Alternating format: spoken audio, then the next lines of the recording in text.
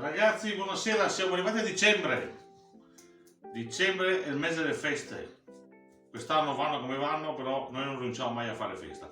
Come vedete al mio fianco, anch'io mi organizzo per le feste. Ho un Balthazar, ho 12 litri di Bollinger, champagne. Prima volta che bevo 12 litri, sono arrivato al massimo 9. Però, essendo il mese delle feste, è il mese delle bollicine. Questi giorni ero in giro per il Friuli e mi sono recato a Dolegna del Coglio e ho trovato questa piccola azienda, Norina Pez, che fa questa bollicina. Diciamo, l'ho assaggiata l'altro giorno in azienda, interessante. Adesso la riprovo insieme a voi. È un Padosé a base Chardonnay, Pino Nero e Rucola Gialla. Apriamo.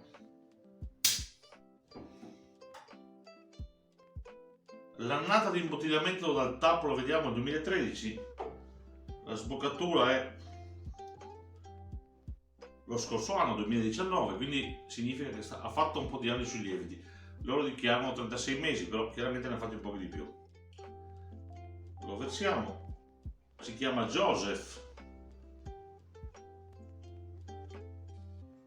Chi mi conosce sa già che io sono molto critico sulle bollicine, perché per me la bollicina principe è lo champagne di base, intendendo come metodo classico. Questo è un prodotto che ho provato un paio di giorni fa, l'ho ritenuto interessante, ho comprato qualche bottiglia per provare di nuovo e degustarla insieme a voi. Il pelaggio è fino, abbastanza persistente.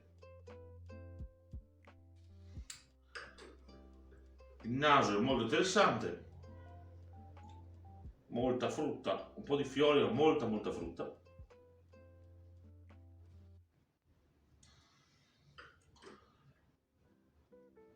Allora, il palato non è, la bollicina non è profondissima, però è bella cremosa, interessante. Si beve molto bene, credo che per aperitivo serve almeno la Magnum, perché la bottiglia da 65 è piccola.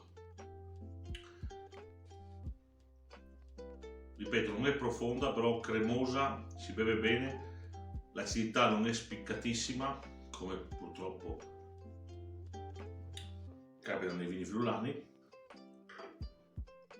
Però possiamo considerare una bolla interessante, meglio di tante altre bolle fatte in Friuli. Prodotto in solo 3000 bottiglie, se non erro, è proprio uno sfizio di famiglia, da quanto ho capito. Cosa devo dirvi? Vi rimando alla prossima avventura, perché fra poco apriamo questo. Aprire questo è un'altra storia. Tanto ci beviamo questo, che non è male come preparazione alla giornata Balthazar di Bollinger. Buona serata. Ah sì, compratevi 2 gamberi, scottateli alla griglia e mangiateli abbinandoci questa bollicina, secondo me ci stanno.